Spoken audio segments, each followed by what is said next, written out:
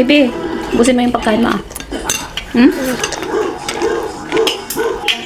Yummy? Yung mga bata ayaw kumain. Baka busog, ma'am. Ano sabi ni Princess Ma'am? Ma'am? 1 to 8 sabi niya. Yes, ma'am. I don't want to eat. Hindi ko bakit. Hindi na siya sumagot, ma'am. Hindi na naman mag-dinner yun, ako.